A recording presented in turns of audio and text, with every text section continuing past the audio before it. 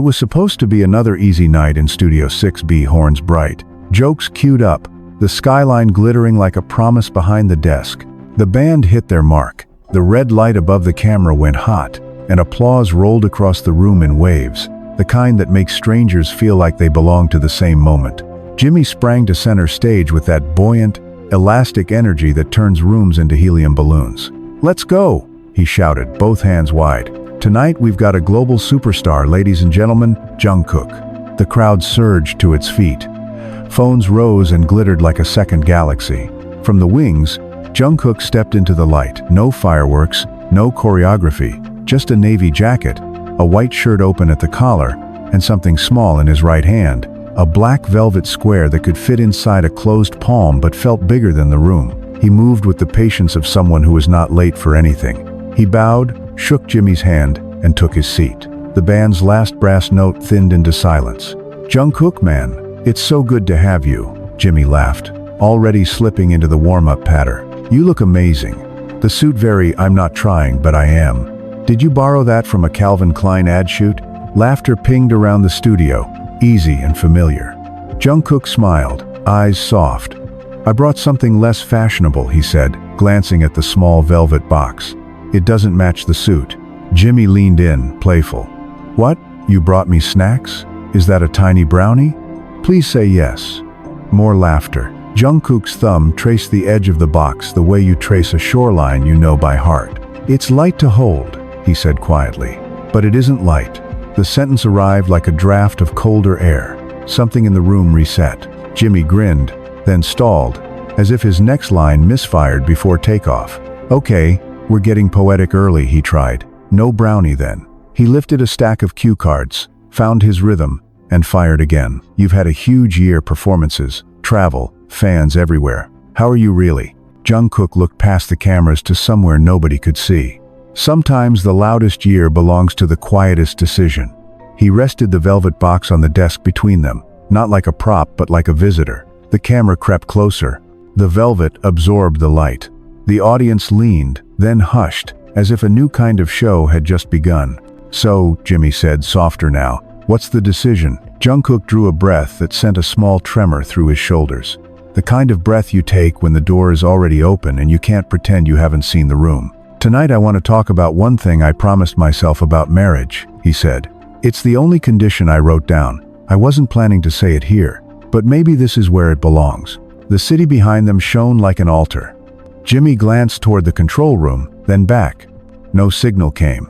No push to commercial. The red light stayed steady, the kind of steadiness that dares you not to hide. "You can tell me," he said, voice low. "Not a host now, but a person." Jungkook nodded, eyes on the box.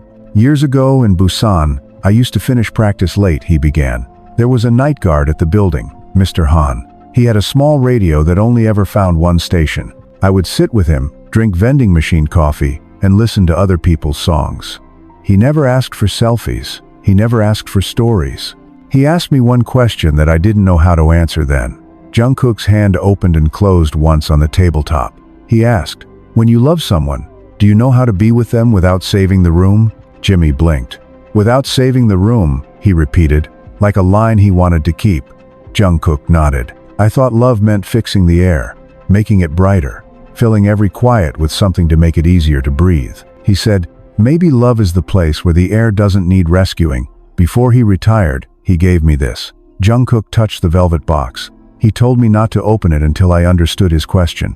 The studio listened the way a chest listens for its next heartbeat. "You never opened it?" Jimmy asked. "I carried it," Jungkook said simply. "Through airports and hotel rooms, rehearsal rooms and green rooms. It got heavier every year, even though it wasn't heavy." "And tonight?" Jimmy's voice had thinned. "Tonight," Jungkook said, "I think I understand the question. And my one condition." He lifted the lid. Inside lay a ring on a thin silver chain, the kind of ring you wear on your finger when you're ready and around your neck when you're not. Next to it, folded to the size of a coin, was paper the color of old milk. Jungkook unfolded it slowly. The paper sighed.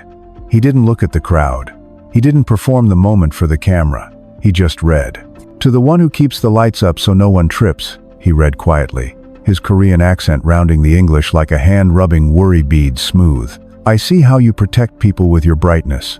I see how you throw jokes like lifelines. But there is a day when the person in front of you won't want saving. They will want you, not the rescue, not the act, just you. The room will be safe without your light. Can you sit there anyway? Jimmy swallowed. He tried to smile and failed. The floor monitors hummed. The AC clicked on somewhere far away, and the room heard it. That's beautiful, he managed.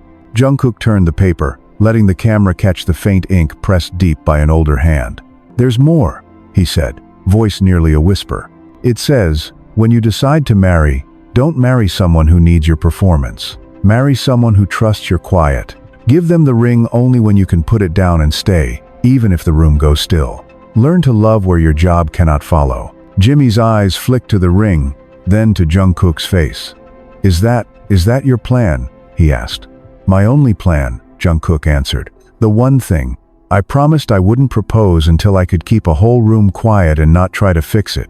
Until I could sit with the person I love and not protect us with music or noise. I wanted to know I could do that not just in private, but here, where I forget how to be quiet. The band didn't play. The laughter didn't return. A different kind of sound entered breathing, and the tiny creak of wood when someone shifts their weight. Jimmy looked down at his cards, then set them aside like a person lowering a shield. Can I ask something?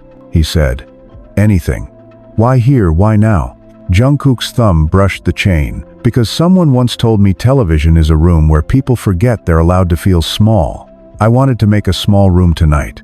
I thought, if I can do that, then maybe I'm ready to keep my promise. Jimmy stared at the box as if it were alive. You mean, to get married? Jungkook's smile was fragile and steady at once. I mean to be the kind of husband I want to be. Whether I ask this month or next year, I won't ask until I know I can stay when there's nothing to say. He folded the paper and set it beside the chain. The camera drifted closer to Jimmy's face and found the places where makeup stops being useful. You know, Jimmy said, voice fraying, for a long time I thought my job was to keep the air moving. My mom used to... He paused, mouth open, breath snagged. She used to say I could make waiting rooms feel less like waiting. He laughed once, a broken little sound that didn't belong to a joke. I got good at that. I got so good at that I forgot how to sit still when it mattered. Jungkook didn't speak. He didn't reach across the desk. He just left the silence alone, as if silence were a guest, not a problem. Jimmy's eyes glossed. He blinked fast, then slower, the way a person blinks when surrender finds them kindly. When she was sick, he said finally, I kept turning everything into a bit. Because if I could make it funny, maybe it wouldn't be real. And then there were days I wished I had let the room be what it was. His lip trembled. The audience did not make a sound. Not one. Jungkook looked at the chain again, then back to Jimmy. He wrote one more line, he said, lifting the paper. If you've spent your life lifting the mood, here is your permission to set it down. Jimmy closed his eyes. A tear slid and caught in the crease of his cheek and didn't fall right away. It stayed, glittering, like a small, undecided comet. He pulled his mic off with careful fingers and set it on the desk. He stood, walked 2 steps away, then turned as if remembering something he had left behind years ago and needed now. He came back. Saturday, he breathed. I don't want to be funny right now, he said to no one and everyone. You don't have to be, Jungkook answered. For a span of beats that might have been a minute or a whole season, the show did not try to be a show. The desk became a table between 2 men who had finally set their jobs down, and the lights weren't performing either. They were just light. Somewhere, a producer chose not to count down to commercial. Somewhere else, a viewer at home put their phone face down for the first time that day. Jimmy found his voice again, hoarse now. Can I see it? Jungkook slid the open box forward. Jimmy didn't touch the ring. He touched the paper, the way you touch a name on a headstone. Softly, like the paper might bruise. He wrote this to you, he whispered. He wrote it to anyone who needed it, Jungkook said. Tonight I thought it belonged to us. Jimmy nodded, tears coming in silent pairs now, without spectacle. You said there was one thing about your married plans, he said, the phrase catching, tender on his tongue. Say it again. Jungkook looked straight into the camera, not in performance but in permission. I won't marry to save a room, he said. I'll marry to share one. If the life I build asks for silence, I'll keep it. If the person I love needs me to be ordinary, I'll be ordinary. I won't turn our house into a stage. That's my one thing. The words landed and stayed. You could feel them take up residence. Jimmy pressed his lips together, laughed once through his nose, a sound not meant for applause but for relief. That's beautiful, he said, wiping at his eyes with the heel of his hand. He looked at Jungkook, then at the audience, then at the camera. We can hold a quiet room for a minute, right? He asked, almost shyly. The crowd, trained to react, to clap, to cheer, did something rarer. They agreed by not moving. When the show resumed its breathing, it didn't try to pretend nothing had happened. Jimmy cleared his throat, smiled gently, the small, human kind that doesn't flash. I think next week we're going to try something, he said. A few minutes where we don't chase the punchline. We'll just listen to whoever's sitting here. We'll call it, Stay a While. He looked to the control room and found faces as wet and unguarded as the room itself. I think that would make my mom happy, he added, almost under his breath. Jungkook refolded the paper along its tired creases and tucked it back into the box beside the chain. He didn't close the lid. He left it open like a window. Can I keep a copy? Jimmy asked, half apologizing with his eyes. Jungkook shook his head softly. There isn't a copy, he said. He nudged the box closer. But you can keep the moment. Later, after the cameras cooled and the band put their horns away, after strangers walked out into a city that felt rearranged, the internet argued about what to call what they'd seen. It wasn't an interview, not exactly. It wasn't therapy. It wasn't a stunt. Clips traveled without captions. People posted them to their feeds and didn't add words, as if the video itself were a language. Comment sections filled with things people hadn't said out loud in years, things about fathers' hands and mothers' rooms, and the way grief teaches you to sit or run. A week after the episode, a new segment appeared without fanfare near the end of the show. The band took a breath off. The lights fell to the color of evening. Jimmy sat across from a school teacher, a nurse, a veteran, a kid who had learned to be brave too young. He asked a question and then didn't rush to the next. The title appeared in quiet letters at the bottom of the screen. Stay a while. Sometimes he closed the segment without a joke. Sometimes he said nothing at all. Sometimes the audience clapped. And sometimes they remembered the other way to agree. In a small box sent to the studio 2 weeks later, no sender, no note, lay a slim silver chain. Attached to it was not a ring but a paper tag with 4 words in tight, careful handwriting. Keep the room safe. Jimmy lifted it under the desk and looped it around his wrist while the band played the credits. You could see it only if you were looking for it. That was the point. And somewhere else, in a room that was not a stage, a young man in a navy jacket sat with someone he loved and practiced not saving the air. He opened the same box and held the same ring, and for the first time it did not feel heavier than his hand. He did not rush. He did not perform. In a softness that didn't need applause, he set the ring down between them and said nothing for a while. The way you say yes to a life by promising to stay in the quiet with it. Back in Studio 6B, Jimmy looked into the lens near the end of a show and let a small smile happen.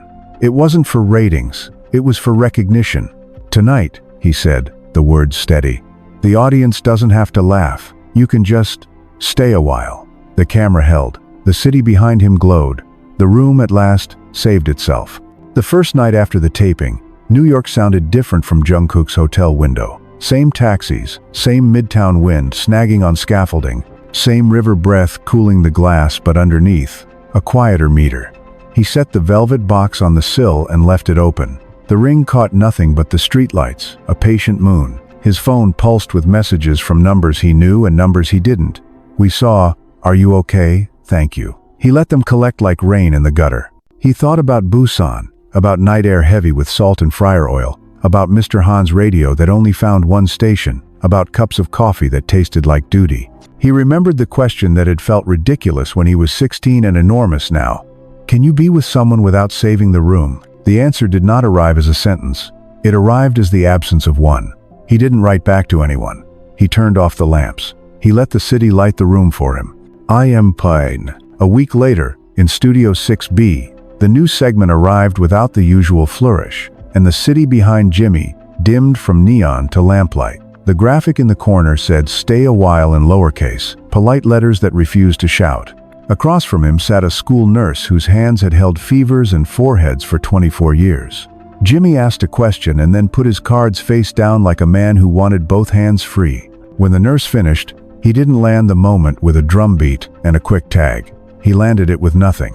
The audience, weirdly relieved, let the silence stand up and walk around the room. Between segments, Jimmy kept touching the thin chain at his wrist without looking at it as if names could be braided into metal. During a commercial break, he stared at the desk, then at the empty chair across from him, then at the camera with the little red light, and whispered a thank you to no one the microphone could hear. Back in the green room hallway, a production assistant wiped her eyes and laughed softly at herself, embarrassed to be seen. Jimmy smiled at her and said, "It's okay, the room can hold it."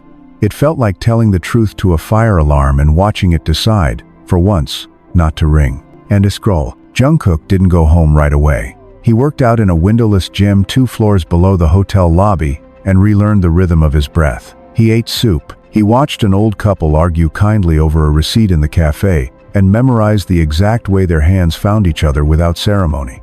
He kept the ring on the chain, and the chain where no one could see it. On the 3rd day he took the box and the letter and walked. The city made room. He pressed through Midtown Noon into the hush of the public library steps and sat beside a stranger who was feeding pigeons from a brown paper bag. They didn't speak. He opened the letter again and read the line that had become a door. "Give them the ring only when you can put it down and stay, even if the room goes still."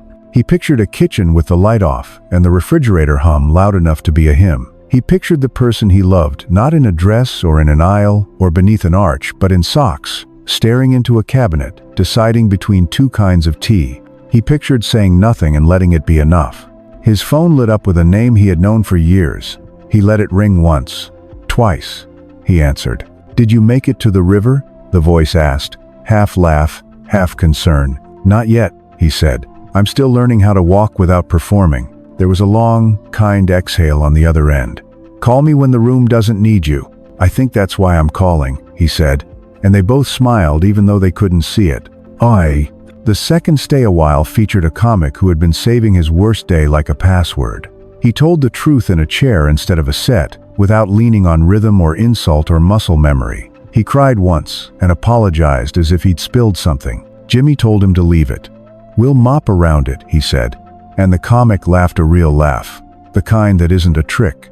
Afterward, the crew didn't roar back to life. They exhaled like a single body. The show felt less like a sprint and more like a bench in a museum where you decide you have time. In the mail that week, fan art drawn in pencil on notebook paper. A tiny wooden heart with the words "Thank you for letting quiet be on TV" burned into it. A photograph of someone's living room with the caption, "We watched without talking and it felt like I found a person I lost." Jimmy took the letters home and put them in a shoebox that used to belong to a pair of shoes he'd bought to wear during monologues. The box felt like it had new work. And free. On a Tuesday when the weather finally ran out of winter, Jungkook got on a train that hugged the river for a while and looked like it was being careful. He carried the box in his pocket and the letter taped to the inside of the lid with 2 strips of white athletic tape like something a kid would do. He got off 3 stops early, above ground, and walked until the city changed from skyscraper to townhouse to trees. He knocked on a door and waited. The person who opened it looked at him the way people in photographs look at sunlight. He stepped inside, took off his shoes, and did not reach for a joke. He did not reach for the right thing to say. He put the box on the table between them, left the lid open, and Saturday, they watched the steam climb from 2 mugs. The room didn't need saving, it needed time. He had it. "I don't want to make a moment we have to live up to every day," he said finally. "I want to make a day we can live inside forever." "Can we practice?" they asked. "Yes," he said, and that was the practice. They practiced by cutting fruit without rushing. They practiced by folding a towel the long way and leaving a corner crooked and not fixing it. They practiced by washing 2 plates and drying them with the same cloth. They practiced for an hour that didn't need the word practice. At some point his hand found the chain beneath his shirt and didn't pull. At some point he realized they were both breathing at the same speed.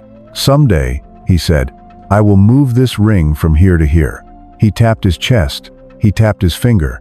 "I don't know when, but I won't do it because the world is loud. I'll do it because we can hear it when it's quiet." They nodded and touched the velvet with a fingertip like you touch a lake before you swim. Well, back at 30 Rock, the air in the stairwell tasted like dust and lemon cleaner, and the ghosts of 100 jokes. Jimmy climbed to the roof with a cup of tea his assistant had smuggled out of a green room kettle. He wore the chain at his wrist, like a sentence he didn't need to finish out loud.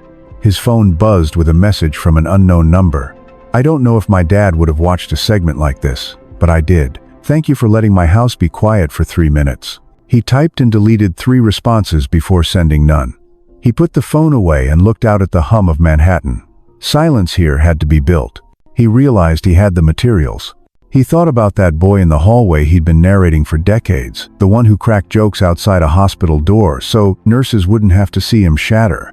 He pictured finding the kid and sitting down beside him, and not saying anything until the kid believed the world would go on even if he didn't make it laugh. "Hey," he said to no one, to everyone, to the future, and to his mother, and to the red lights of cars sliding over the bridge. "I can stay a while." Pressed end. The third stay a while landed on a Monday with a guest who could not speak without looking at the floor. She told a story about a day she would not name and a person she would not indict. She finished and said, "Is that okay?" Jimmy said, "It's exactly right." He closed the segment by placing both hands flat on the desk, a signal the show had learned meant, "This moment belongs to us, not to applause." That night the network called about ratings. They were confused and excited and scared. He listened. He told them there would be jokes in the first half and quiet in the second, and they could advertise both and neither. He promised he would not turn grief into content, and he would not let silence become a brand. He said, "We're just going to keep a room safe." And the person on the phone, who had never cried at work, said, "Okay. All right, Aya." In a cafe in the West Village, Jungkook sat across from a person who made movies about strangers. She asked if he would come on her podcast and talk about fame. He said he could come on and talk about rooms. She said that sounded like a religious thing. He said it was a human thing. She asked why the ring was still on a chain. He said because the quiet was still teaching him. He asked her to turn off the recorder and just sit. They did. 10 minutes later she said it was the best episode she never made. On his way out, a man with an apron asked him to sign a napkin for his daughter. Jungkook did, but he also drew a small square and inside it a dot. He wrote, "This is us in a room. The dot is the part we say out loud. The square is the rest." The man looked at it like a map. He whispered, "I always thought I was supposed to fill the square." Jungkook smiled. "You can live in it instead." In Tao, when Jungkook finally returned to the show not as a guest, not for a performance, just because he was in the building and because the elevator opened on the wrong floor, he found the stage empty and the city unreal. He walked to the desk and touched the wood with the back of his fingers the way you test a forehead for fever. He placed the velvet box in the center and stood there a moment, letting the lights paint his jacket. Jimmy came out from the wings, surprised, a little breathless, a kid who had outrun himself. They didn't hug right away. They smiled because there was nothing to fix. Jimmy tapped the edge of the box. "Practice going well?" he asked.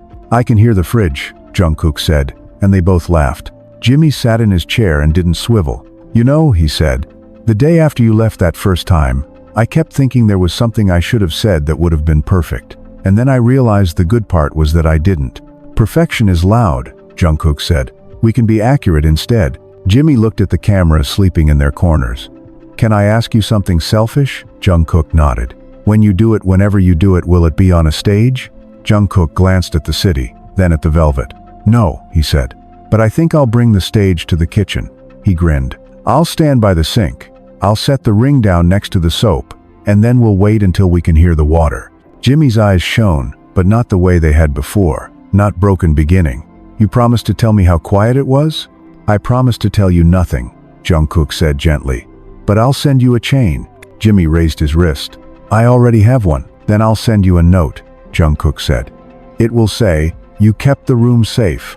Jimmy nodded like someone taking an oath. "We'll end tonight on that." They didn't roll music. They didn't cut to credits. The red light went on and the two of them sat there, a desk between them like a bridge, the city behind them like a choir that had decided to hum instead of sing. Jimmy looked into the lens and said, "Tonight the audience doesn't have to laugh. You can just breathe." Somewhere in Busan, a man with a small radio that only found one station turned the volume down and listened harder. Somewhere in a kitchen, 2 mugs cooled and nobody apologized for it. Somewhere in a studio, silence stood up and stayed.